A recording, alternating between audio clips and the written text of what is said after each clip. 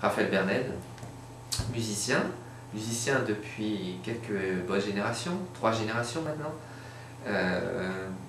violoniste, voilà, violoniste, enseignant à l'école nationale d'Évreux. Maintenant nous disons, je crois, conservatoire à rayonnement départemental d'Évreux. Oui, puisque les étiquettes changent avec les époques. J'enseigne dans ce magnifique lieu, le Cloître des Capucins, et avec une équipe assez sympathique, ma foi. À peu près 800 élèves maintenant, c'est déjà un bel effectif pour la ville d'Évreux. On attend d'ailleurs un hypothétique directeur, mais j'espère, ou directrice, j'espère que nous l'aurons bientôt, pour pouvoir finaliser les projets de notre école. Dès 77, où mon père est arrivé à la direction du conservatoire, donc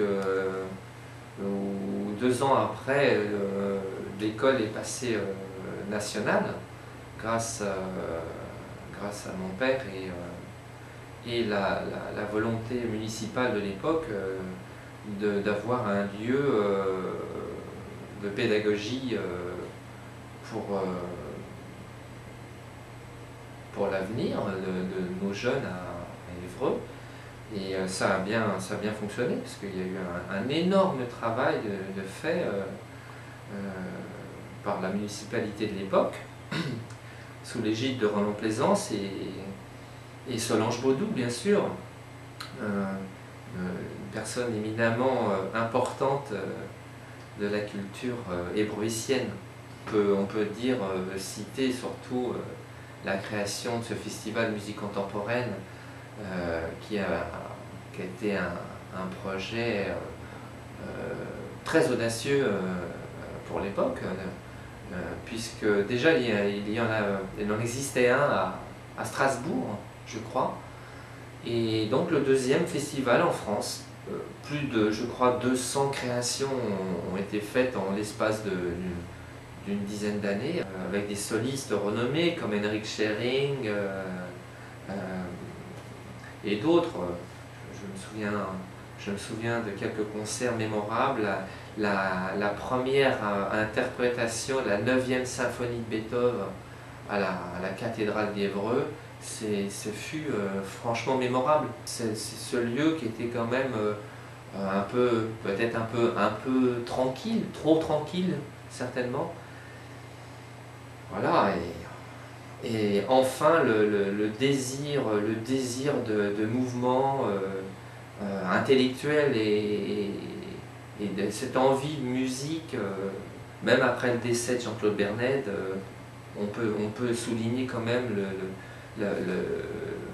la présence et le soutien de ce festival par Madeleine Roy, qui était professeure à l'époque aussi au Conservatoire de musique.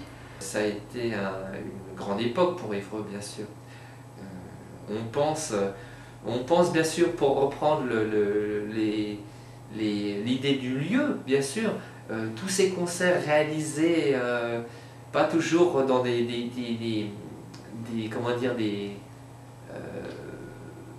avec facilité. Imaginez les concerts d'amoureux venant enregistrer un disque important pour le jubilé des concerts l'amoureux à l'église Saint-Michel, la création d'œuvres, bon, à l'époque à la halle des expositions, à la cathédrale, bon, malgré évidemment les petits problèmes d'acoustique, bien sûr. Grâce à ces projets, eh bien la ville a grandi. Voilà, la ville a grandi. Je me souviens à l'époque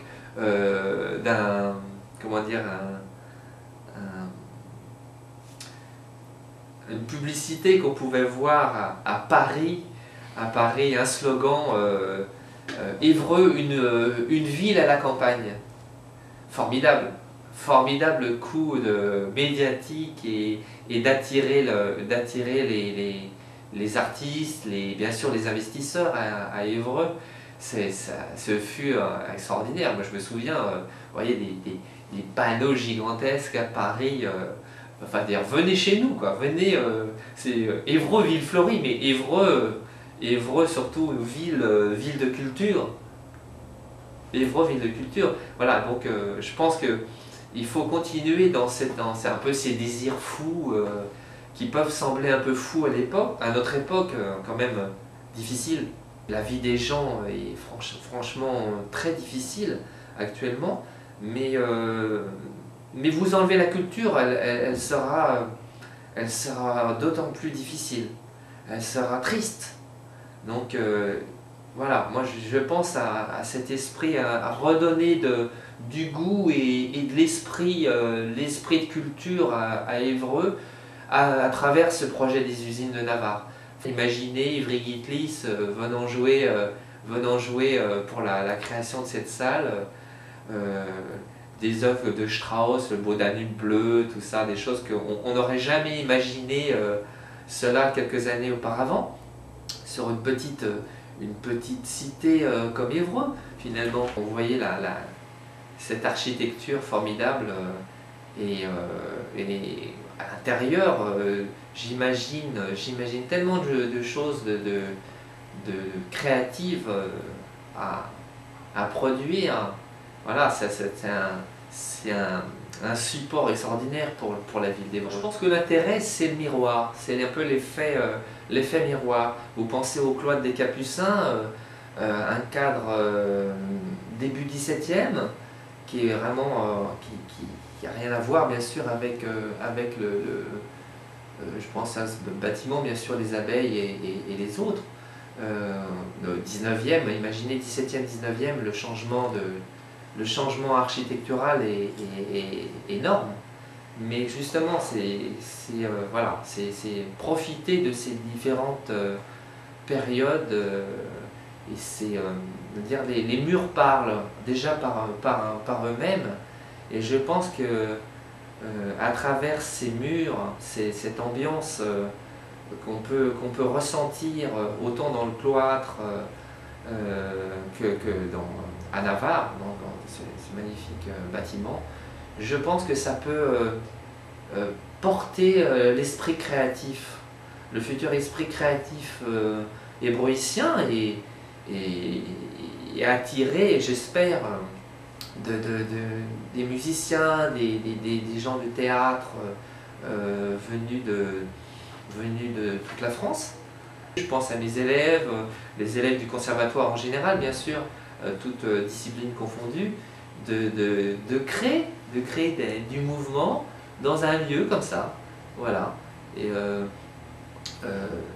les musiciens actuels ont besoin de ça, de relancer cette dynamique culturelle. Voilà, moi je suis à fond derrière Nicolas Zolotarenko et ses amis et Roland Plaisance qui prend le dossier en main.